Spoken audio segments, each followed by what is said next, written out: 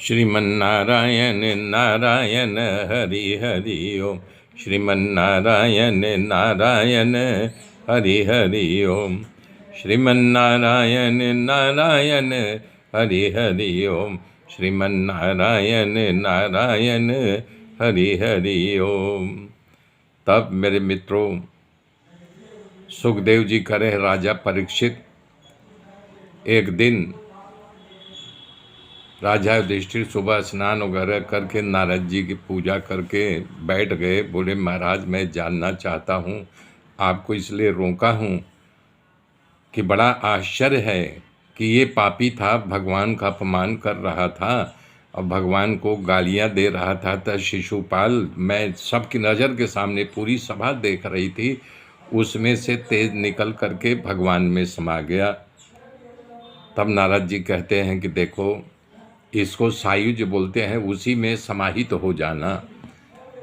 आपको पता नहीं, ये भगवान का द्वारपाल, बैकुंठ का जय विजय, दो द्वारपाल थे। इनको सनत कुमारों ने श्राप दिया था। तो पहला जन्म इनका हिरण्याक्ष और हिरण्यकशिपु का हुआ था। तो ये द्वेष से भजता था कि भगवान से द्वेष था कि भगवान क्या कर लेंगे। हमेशा जो है उनको नहीं भगवान की याद आती रहती थी, तो इसलिए उसको किया। और जब उनको चक्र दर्शन से मार डाला तो तेज उनमें समा गया। तो फिर यानी परीक्षित यानी कि प्रश्न कर रहे हैं कि महाराज ये बताइए, राजा बेन भी इसी प्रकार से यानी कि भगवान को देश से गाली देता था, उनका अपमान करता था। बोला नहीं, बेन राजा जो है अपमान जरूर करता था लेकिन भक्त नहीं था। उसको तो राजा होने का अहंकार था कि मैं राजा हूँ, मुझ में ही सर्व देवता बसे हुए हैं, इसलिए बेन जो है उनमें समा नहीं पाया। जैसे बता रहे हैं, सामान्य पवन से दीवा की ज्योत हालक डोलक होती है, वैसे ही बुद्धि ऊपर छल्लू है, जब सर्वज्ञ हो जाती है तो उस रहस्य को जानने लगती है। सुखदेव जी कह रहे हैं, हे परीक्षित, राजा युधिष्ठिर, नारद जी से जब इस प्रकार प्रश्न किया, तब नारद जी ने जो धर्मराज को बात बताई थी वही कथा मैं तुम्हें सुना रहा हूँ। नारद जी युधिष्ठिर के प्रश्न को सुना, तब बोले, हे युधिष्ठिर, सत्कार, तिरस्कार, निंदा, स्तुति, ये सब शरीर को लागू पड़ता है। और जो तिरस्कार, निंदा, स्तुति, ये सब शरीर को लागू पड़ता है। और जो मैं को मिटा करके एको हम द्वितीय नास्ति यानी कि अपने आत्म स्वरूप को जान लेता है, वही इस सायुज रूप को प्राप्त कर सकता है। ये शरीर पंच भौतिक है, छित जल पावक गगन समीरा, और उसके ऊपर आत्मा है। शरीर से आत्मा का कुछ लेना देना नहीं है। शरीर तो आज गिर जाए, दूसरी शरीर मिलेगी, वो गिर जाए तीसरी, इस प्रकार से शरीर जो है कपड़े की भांति बदलता रहता, लेकिन आत्मा वही है।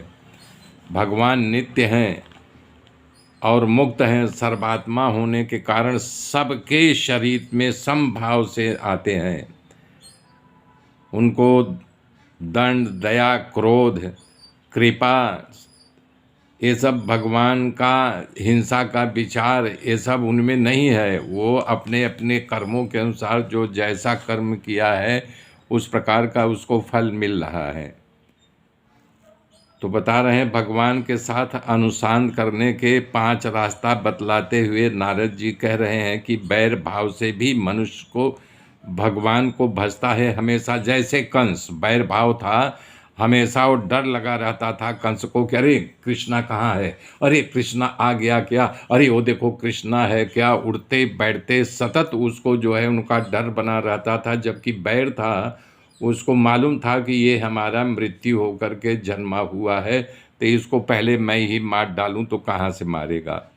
तो बैर भाव से भी मतलब कि हमेशा डर सताया रहता है, भगवान को याद करता रहता है, तो एक प्रकार से उसकी भी मुक्ति हो जाती है, वो कृष्ण को ही प्राप्त करता है।